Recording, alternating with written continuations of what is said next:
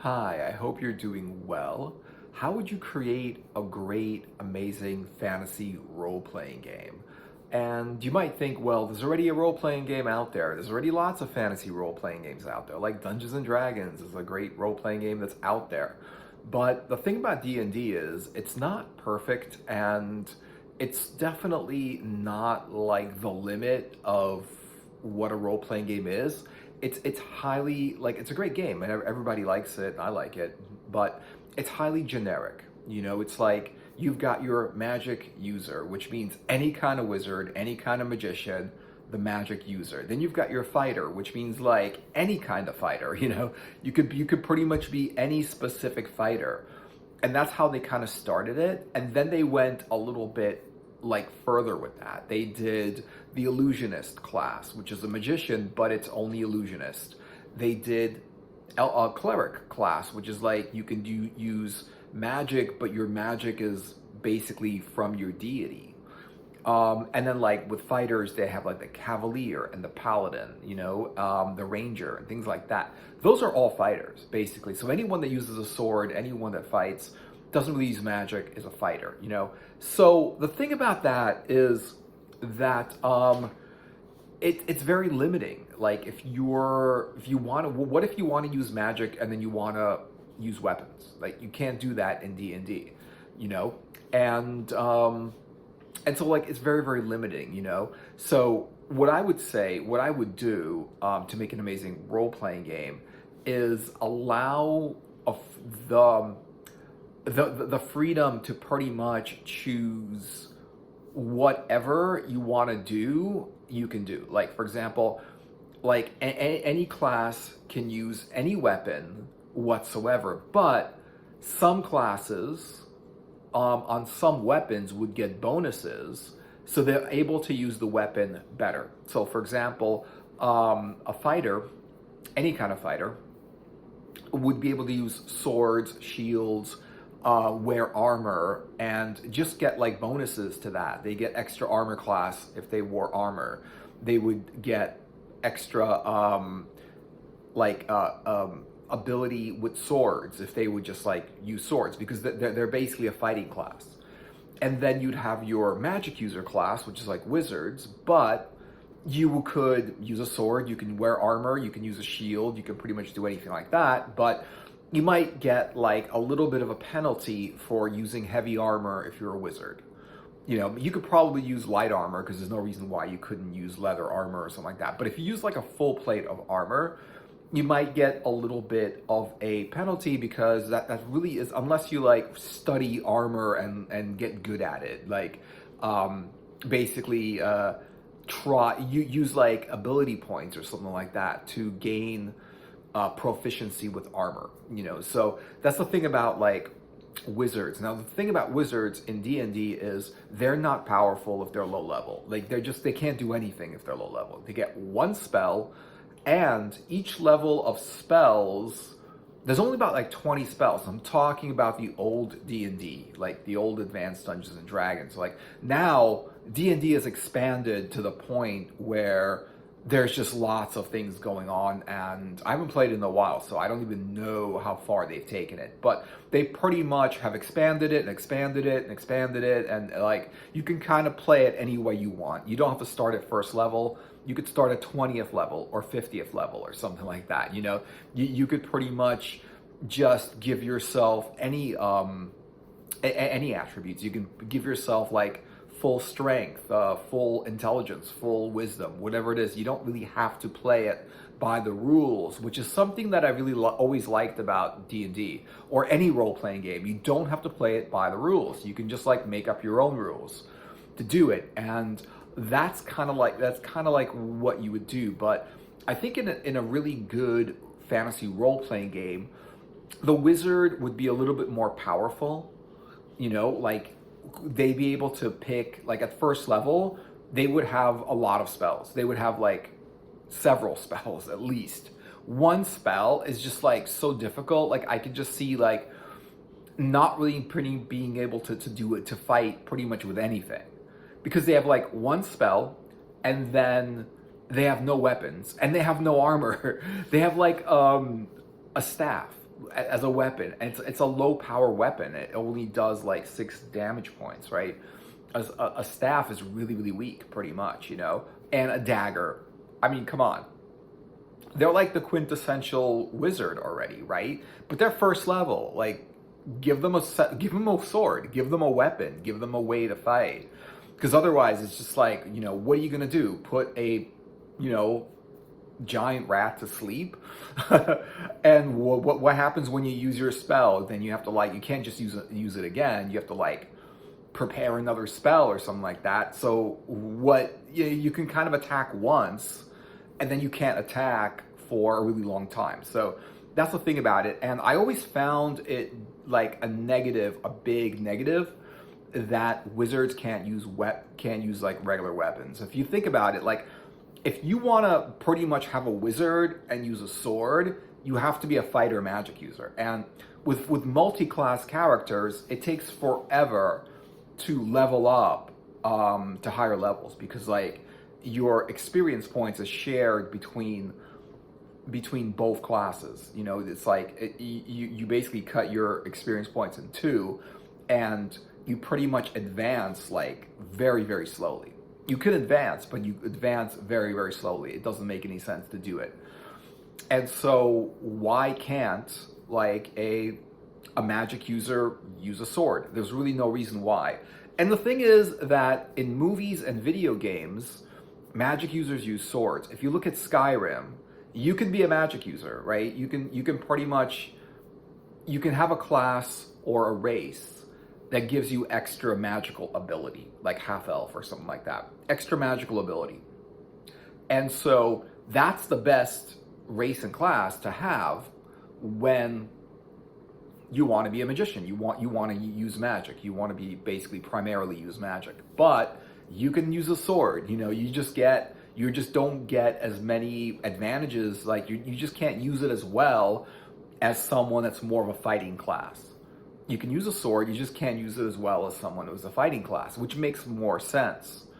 And then what's interesting about like the D&D rules about clerics is, for one thing, clerics are really rare in any kind of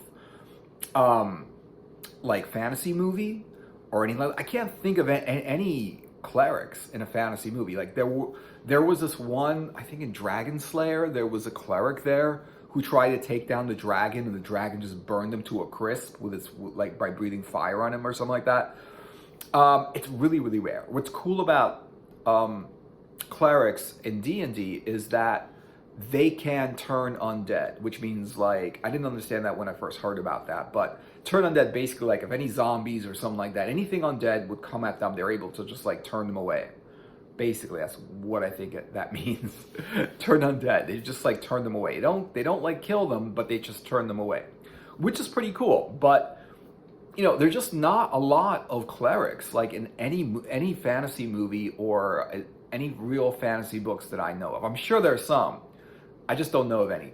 And so the only other thing about clerics is they don't use edged weapons, because edged weapons are too brutal to use. So they use like blunt weapons. But what's funny is that, like, you know, instead of using an edged weapon to cut somebody, they would use a mace to smash him in the head. And the thing is that that's just as brutal as attacking with a sword. And I think it's even more brutal than attacking with a sword, is attacking with a blunt metal, you know, like mace, some kind of like big heavy metal like weapon without an edge. It's just like a spiked ball or something like that, you know. It just sounds more brutal to attack someone with a blunt big thing like that than a sword, which will probably kill them faster than if they smash their head in with a blunt instrument. And so that's the thing about that, you know. It's not really any kind of morally better to use a mace than to use a sword. It does exactly the same thing. It damages people, or monsters, or whatever it is, right? And so that's another thing that I would put in there. Like basically, any character can use any weapon and wear any armor, because why would they not be able to use any weapon and wear any armor? Like, why would they not? Because they have to like, because they have to like sort of conform to what they're supposed to be like. Just because Gandalf has a dagger and like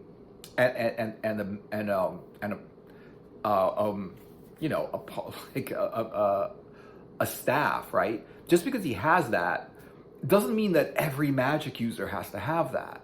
You can have a magic user who has a sword. What is the difference? There's no difference in getting good with a staff than learning to use a sword. A sword isn't heavier. It's not like hard to use. Anyone can pick up a sword, even someone that knows how to use spells.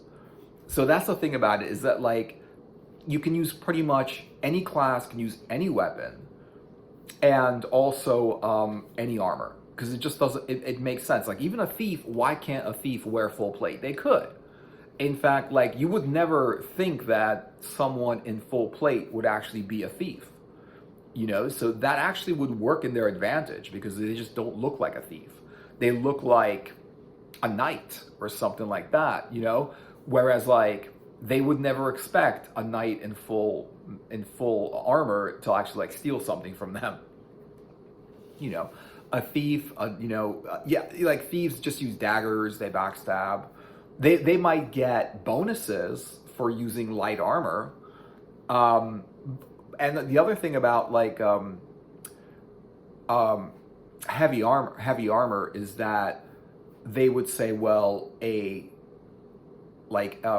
magician, like a wizard, cannot use heavy armor because he has to do a lot of gestures with his arms.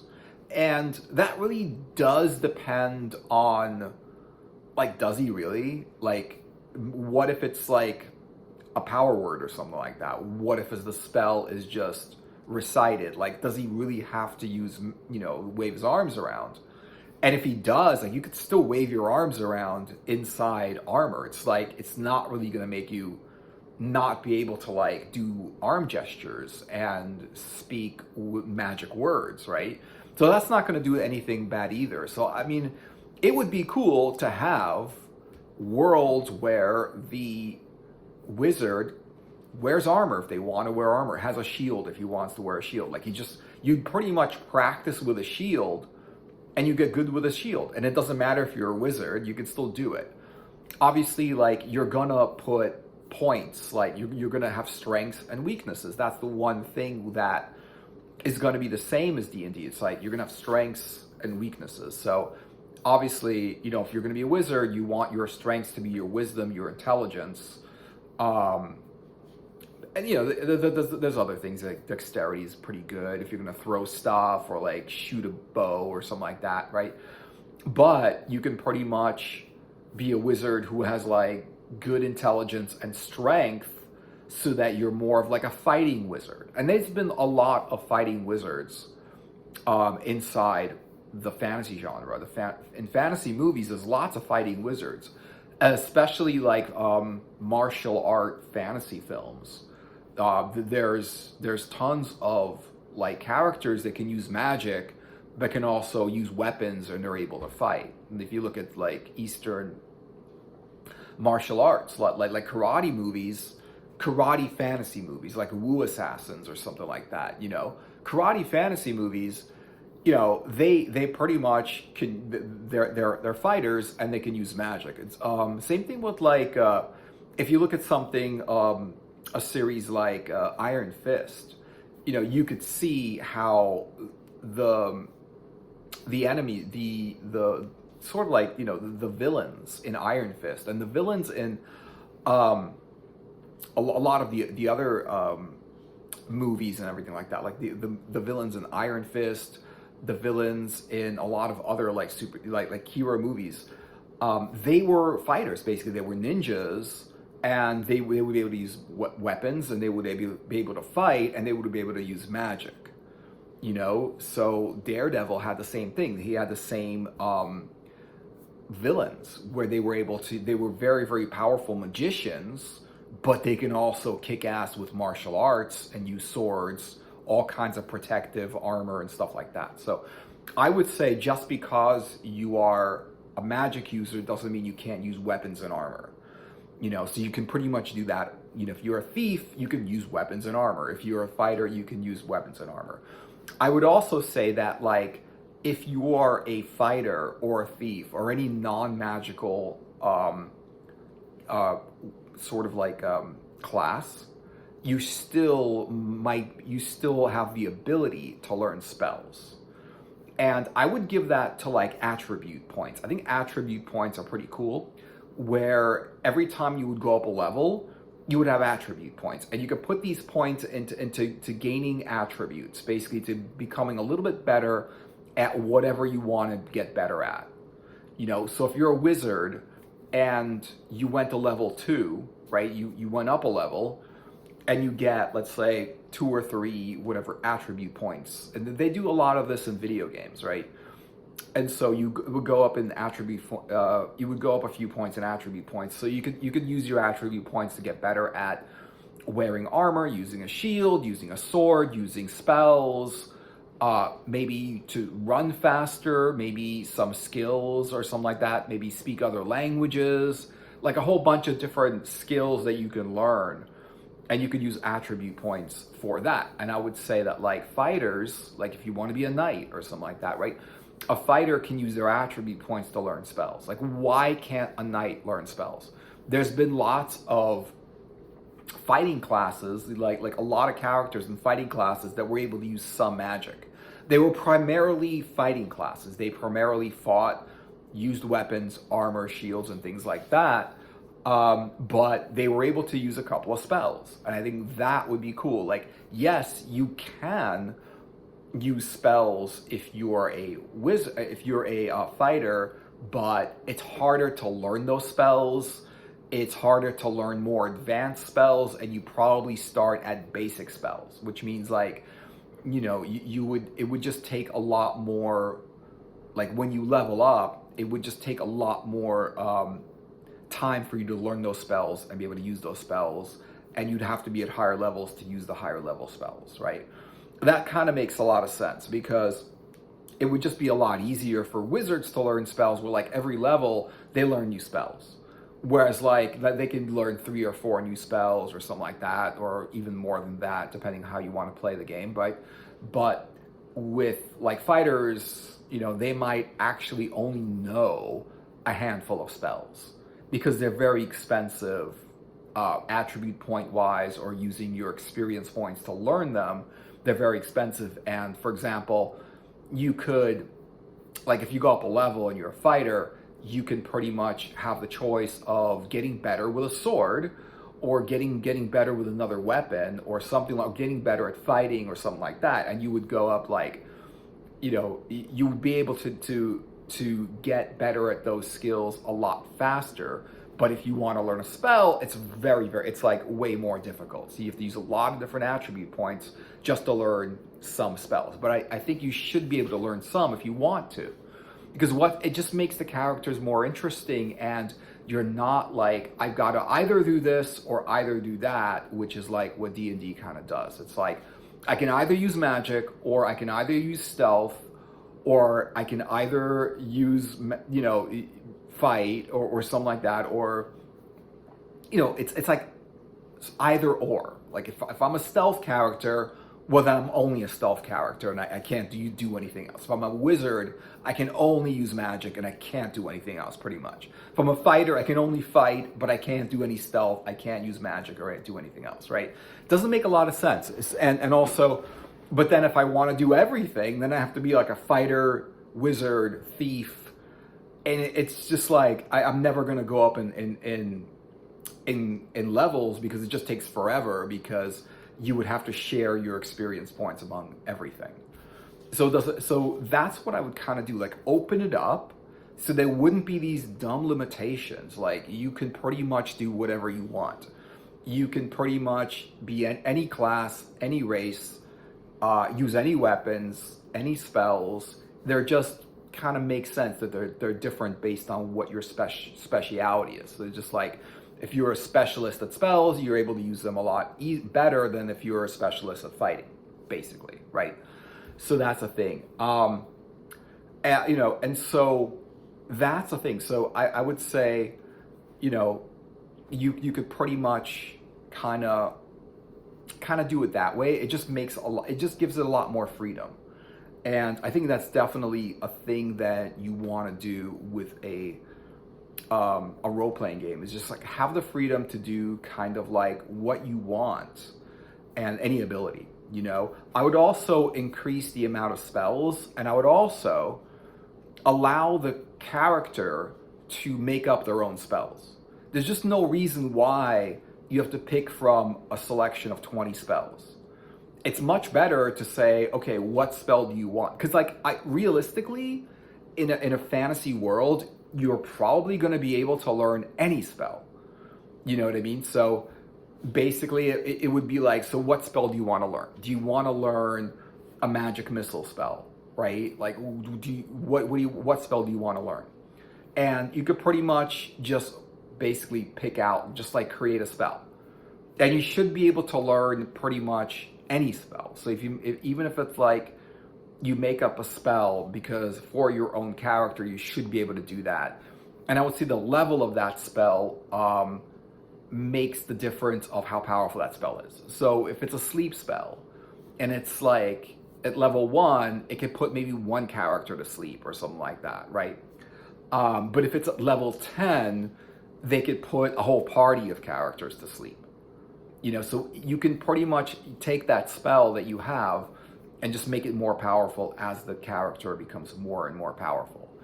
Another thing I want to really put in the game, even though they have this in D&D, is psionics. Psionics is pretty cool. It's a lot of fun to put psionics in a lot of different characters. Like psionics are super hard to get. If you're going to play by the D&D rules, you have to roll like a 99 or 100 out of 100 to actually have any kind of psionic ability. And then you have to roll how much psionic ability you actually have. And so even if you have psionic ability, it's probably weak. But I would give characters, you know, psionic powers. Why not? Why not give them like telepathic, like telekinesis, mind reading, telepathic? It's all fantasy. And it should really, really work. You know, it should work. So that's the thing about it. So that's just some ideas about how to make a really cool fantasy role-playing game or make the role-playing game that you're playing a lot better. Thanks for watching, guys. I hope you enjoyed the video. Give it a like and give it a subscribe if you want to check out some other videos, and click the notifications if you want to see when I'm making when more videos come out. And I'll see you guys in another video later.